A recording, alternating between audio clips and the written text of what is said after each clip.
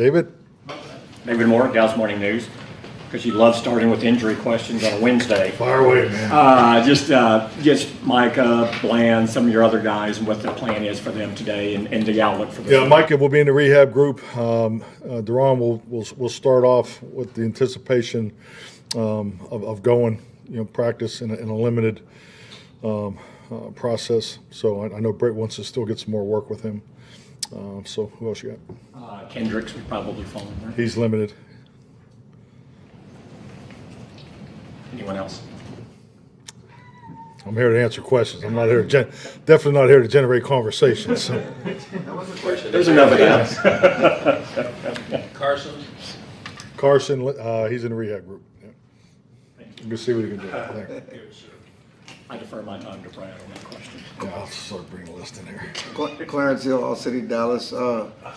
They've kind of had their number with you guys of late. Is there any motivating factor of getting over that hump? Definitely. I mean, you're always motivated each and every week. I mean, yeah, probably the best game for us to watch is last year's game. I think there's a lot of carryover from the game. Obviously they got a different defensive coordinator as far as how they're calling it.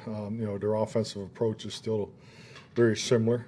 So you look at all those things, but I think just like anything, and it was so evident on Monday, and it's always healthy to have extra time to spend on yourself. And we, regardless of who we're playing, regardless of what happened last year, 2 years ago, it really is irrelevant. And we need to improve, and that's in a number of different areas, and that's what we're working on. And so, and that's what it'll come down to Sunday night.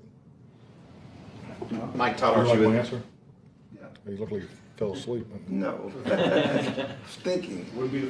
You're thinking. I gave you a lot to think about, I guess. Yeah. That was the noise we heard. Yeah. Todd Archer with ESPN. Through 6 games, Dak's completion percentage is down, the interceptions are up. How would you assess his play through the first 6? Well, I mean, obviously those statistics don't help for an overall performance. But yeah, I think clearly, number one, we're -6 in the turnover ratio. So that's the huge blinking light for us. And I think just like anything in the game of football, where you put your time, the time on task, taking care of the football, taking it away, and we've added some drills today. It's just like anything. You have so much time, but you got to move the emphasis around because that's the lowest of our time here, and it's unacceptable. So we got to take care of the football, and everybody understands that. So, but I mean, there's a lot of other positive things that he's obviously does with the offense, the management of the offense, the moving pieces that go on. That all falls under the the management of the quarterback. I think having a rookie center, I think our cadence has gotten off to a really good start this year, and that has been a struggle in past years. So I think all those things that don't show up on the stat sheet is part of playing quarterback in this league. So damn excited and glad he's our quarterback. You mentioned that he was here a bunch last week. Can you talk about him on a bye week coming in here? I don't know. Is it legal for him to be here? Because I'm not answering any questions that have any that line up with the CBA rules because I'm not rehearsed in it. So I don't know. He's doing what he's supposed to be doing. So I see him a lot, all within the rules. So. John Machado with The Athletic. With Tyler Guyton, what's the biggest thing you want to see from him during this next trimester of the season? Yeah, I think just a big thing, take a huge step in his confidence and apply what he's learned, the first 5 weeks. And I think that's really for any guy. He's played a lot of football. He's played against some dynamic players, and that'll be the same again this week. So he's just got to stay the course. It's so important for a young player. Just do not spend a whole lot of time in the valleys. Just keep fighting back. Confidence.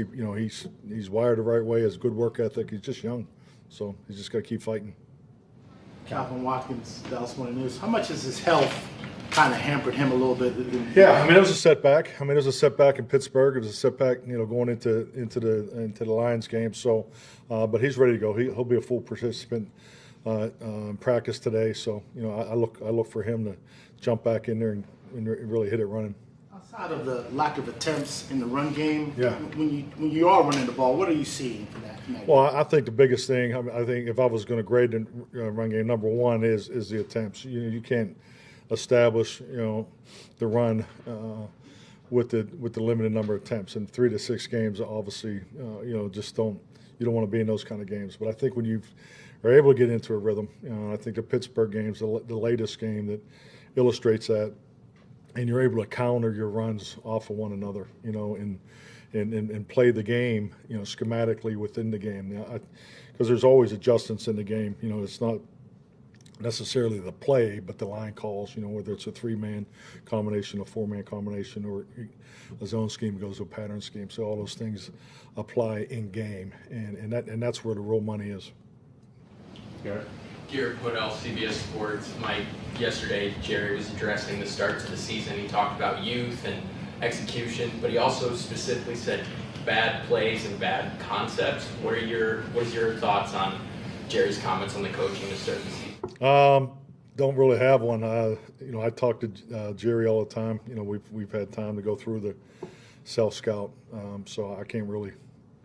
I didn't see the comments specifically, so but I don't think we have bad concepts and bad plays. But I'll go back and check. But no, we're not where we want to be. I mean, that's clearly, and it ultimately is my responsibility, and I'm fully aware of that. But we are very diligent. We're on top of what we want to do. And just like anything, I just came from a walkthrough, and it's just, the walkthroughs have been good, but it always goes back to communication. So, I mean, just going back to the Detroit game, it's the first run of the game. We practiced it a number of times. Got the look we're expecting him. And we had the wrong declaration, based on communication. So at the end of it, we just got to tighten up our communication and make sure our guys are playing fast and the ability to play faster than the opponent. And with that comes confidence. And I think that's what we're clearly working towards. And that's what we want to do Sunday night and get that win. David. Oh, Mike, you're looking at last year's San Francisco game was a good template for you. But when you look at this defense, what do you need to do offensively to have success against them defensively? Well, I think just like anything, where's the money at? I mean, you look at their defense and it starts up front. I mean, they're still top notch. I know they got a couple guys down on IR, but it's their two outside pieces are as good as anybody you'll play against all year. So and they're playing well. I think, just like anything, I always look at the different levels of the defense, and they got excellent players on all 3 levels. I think Fred's playing Warner's playing as well as anybody that's played that position in some time. So he's definitely someone that jumps off the tape. Schematically, very, very sound. They put it on the front. And their coverage pieces they're aggressive. So they're playing 2 rookies now. They're in the back end, and they've been nice additions. Through their opportunity because of injury. But this is a very good defense. You talk a little bit more about Fred, just what he does and how impressed you are with him, and what he means specifically to San Francisco. The level he's playing this part. Yeah, I just think like anything, we got a chance to watch a player come into the league, and he definitely made an impact. But you can see the ability. But now you see someone that his read and recognition is in patience and understanding, and then when he triggers, he's a playmaker in there, and they utilize him too. I mean, they put a lot of coverage responsibility on him. He's the one, making the checks on the formations. I mean, your pre-snap mannerisms have to be, aligned.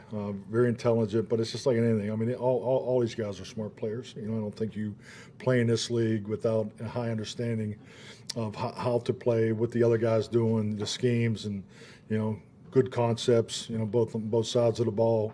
But the reality is, who can apply it at the line of scrimmage, and that's where the value is, and he does it as good as I've seen. Todd. Mike, Kendricks originally agreed to a deal with the Niners and then flipped to you guys. Do you remember the reaction that when you found out, no, he's actually coming to you? No, I obviously felt great about it. Don't know the specifics of, both sides of, how it all went down and, what went on their side of the table. But yeah, I mean, I've seen a lot of Eric in my time in this league, and I have great respect for his playing ability, during our battles up there in the NFC North. So, I was definitely excited to get him here, and it was a big, it was big for Mike too, Mike Zimmer, because that was his quarterback. He's our green dot, and he's made an impact since he's been here. Anything else? All right. All right, thank you.